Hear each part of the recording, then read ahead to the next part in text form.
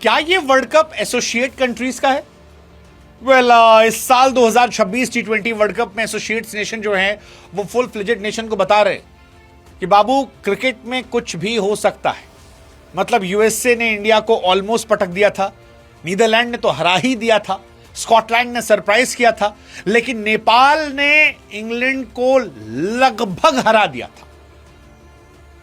वो जो नीदरलैंड के प्लेयर ने कहा था कि पाकिस्तान जीता नहीं, हम हारे, नेपाल के लिए भी आप वही कह सकते हो। इंग्लैंड नहीं जीता है, नेपाल हारा है। वो जो 4 रनों से हार हुई है वो नेपाल की हार है, क्योंकि इस मैच में इंग्लैंड धुआं धुआं हो गई थी। इंग्लैंड के सारे खिलाड़ियों के होश फाख्ता हो गए थे। 184 रन बनाने के बाद अगर आप एक एसोसिएट नेशन के सामने पानी पीते नजर आ रहे हैं, हाफते नजर आ रहे हैं, कप्तान को बार बार कूदना पड़ रहा है, हैरी ब्रूक को परेशान होना पड़ रहा है, दैट डिफाइंस की मैच बड़ा तगड़ा था। टी20 वर्ल्ड कप 2024 में नेपाल जो है वो 1 रन से हारी साउथ अफ्रीका से, और आज वो इंग्लैंड से 4 रन से हारी। और मुझे लगता है ये दोनों मैच उनका था। शायद भविष्य में जीतेंगे भी, अभी नई टीम है इसलिए पूरा मैच कंट्रोल करने के बाद आखिरी लम्हों में वो जो पैनिक सिचुएशन आती है, वहां जहां एक्सपीरियंस काम आता है, वो शायद रह गया।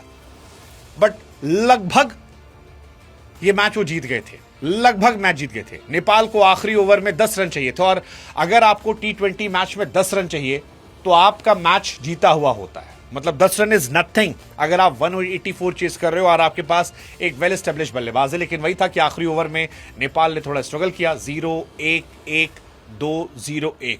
सैम करन जो इंग्लैंड के हीरो रहे हैं, मैन ऑफ द सीरीज रहे थे, प्लेयर ऑफ द सीरीज एक जमाने में जब इंग्लैंड चैंपियन बनी थी, आज उन्होंने फिर बताया कि वाई ही सो यूजफुल, और इस मैच को लगभग हारा हुआ से जीता हुआ कर दिया। 4 रन से इंग्लैंड जीत गई, केवल 6 रन गए इस मैच में, मतलब इस ओवर में, विच इज क्वाइट अनफॉर्चुनेट कि यार इतना क्लोज मैच आ कैसे। हालांकि नेपाल ने जबरदस्त खेला यार आज के मैच में। नेपाल बहुत अच्छी पारी खेली। नेपाल मतलब धुआं धुआं कर रही थी। नेपाल इस मैच में एक्चुअली आप देखो अगर तो धुएं पे ले आई। वो एंड में एक विल जैक्स की पारी जो थी और Harry Brook, Will Jacks, Harry Brook और बेथल, इन 3 ने थोड़ा सा बैटिंग में नुकसान पहुंचाया, वरना इंग्लैंड की इन्होंने लगा दी थी। अगर आप बैटिंग स्कोर देखो, फिल सॉल्ट आरसीबी वाले जो हैं वो 1 रन पर आउट होते हैं, बटलर जो हैं इतने बड़े प्लेयर हैं वो 26 पर जाते हैं, बेथल ने अच्छी पारी खेली, उसके बाद हैरी ब्रूक ने जबरदस्त पारी खेली, नीचे आकर सैम करन जो थे वो बेहतर थे, गेंदबाजी ठीक ठाक थी, लेकिन बल्लेबाजी में आज जबरदस्त पारी जो है वो मारी गई। दीपेंद्र क्या कमाल के प्लेयर है, 29 गेंदों पर 44 रन। एंड में भी अगर आप देखोगे लोकेश से एक्सपेक्टेड कि शायद वो मैच जिता देंगे, बिकॉज लोकेश नॉट आउट थे, और मेरे को लग रहा था यार कि आखिरी ओवर में 10 रन चाहिए। लोकेश का स्ट्राइक रेट जो था वो बेहतर था, क्यों नहीं जीते वो पता नहीं मुझे, मतलब जीत जाना चाहिए था। लोकेश और आरिफ ने मिलकर 22 रन कूटे थे। आप देखो बड़े बड़े बॉलर्स को, मतलब आर्चर का ओवर जब आया तो उस टाइम धुआं धुआं निकल दिया था। 19 बॉल पे 46 चाहिए था, और फिर इस तरह की पारी खेलने के बाद जहां पर आप 22 रन मारते हो, छक्का विकेट, सिंगल वाइड, छक्का छक्का सिंगल, आपको लगता है कि ओवर हो गया, मतलब ये बहुत बड़ी बात है। 19वां ओवर डालने जब लुक वुड आए, उनको भी 14 रन कूट दिए गए। सो आखिरी के 2 ओवरों में अगर आप इतने रन कूट देते हो, जहां पर 14 वुड को मारा गया, 4 वाइड फिर चौका, उसके बाद लास्ट ओवर में 10 रन, सो आपको लगता है कि यार काम तो हो गया।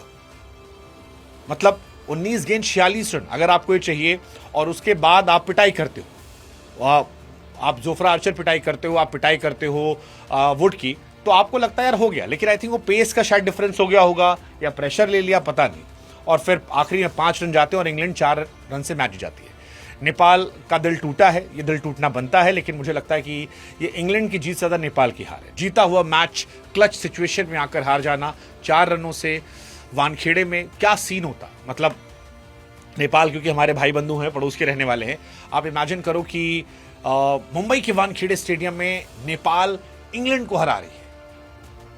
आज रात नेपाल में खुशियों की लहर दौड़ पड़ती और अलग कहानी आती, बट नहीं हुआ। इंग्लैंड ने यह मैच जीत लिया। 184 बनाए थे इंग्लैंड ने, 180 पे नेपाल सिमटी और 4 रन से मैच जीत गए। इंग्लैंड ने टॉस जीता था। बटलर, बेथल, हैरी ब्रूक, जैक्स, ये 4 ने अच्छी बल्लेबाजी की। नेपाली गेंदबाजों की बात की जाए तो शेर मल्ला 3 ओवर 35 रन, दीपेंद्र हमेशा की तरह अच्छे थे, बैटिंग बॉलिंग दोनों, 3 ओवर 2 विकेट। नंदन यादव अच्छे थे, संदीप लामिछाने इकोनॉमिकल थे, 1 विकेट निकाला। बैटिंग में रोहित थोड़ा स्लो थे। मुझे लगा कि शायद नेपाल के हारने का रीजन ये भी था कि 34 गेंद अगर आप 39 रनों बनाते हो तो फिर मतलब वो एक स्लो बैटिंग थी 34-39 पे, तो आई थिंक वो एक प्रॉब्लमेटिक था क्योंकि आप बेटर एक्सपेक्ट करते हो। रोहित का बैटिंग एवरेज वाज 114, 2 छक्के 2 चौके मारने के बाद, यानी डॉट बॉल्स जो है बहुत खाई उन्होंने 119 के बैटिंग के एवरेज से। I think this could be one of the reason. बाकी ठीक था, आरएफ भी थोड़ा स्लो थे, 8 बॉल 10 रन 125 का स्ट्राइक रेट। आई थिंक ये 2 बड़ा फैक्टर था जिसकी वजह से ये मैच गया, बट कोई बात नहीं, नेपाल ने सरप्राइज किया है और आई एम श्योर कि आने वाले समय में वो आपको और सरप्राइज करेंगे। आने वाले सीजन में 2-4 बड़े उलटफेर होंगे क्योंकि एसोसिएट्स नेशन बता रहे हैं कि वो पटक सकते हैं। इमेजिन नेपाल ने पाकिस्तान को हरा दिया, wow, such a good headline. I believe ऐसा हो सकता है। लियाम ने 2 विकेट निकाले 4 ओवर 21 रन देकर, सैम करन 4 ओवर 27 रन देकर, रशीद की पिटाई हुई, जैक्स अच्छी गेंदबाजी की 2 ओवर 17 रन, जोफ्रा आर्चर की पिटाई हुई 4 ओवर 42 रन, ल्यूक वुड की पिटाई हुई 3 ओवर 31 रन, बट एंड में नेपाल अच्छा खेल कर हार गए। हार कर जीतने वाले को बाजीगर कहते हैं, जीत कर हारने वाले को नेपाल कहते हैं। कोई नहीं, I support Nepal, I support Nepal cricket fans, and I hope कि आने वाले मैचेस में एसोसिएट कंट्रीज की तरफ से कोई बड़ी टीम को आप पटकेंगे यार नेपाल। क्या वो पाकिस्तान होगी? I would love to see. Thank you guys, lots of love to you.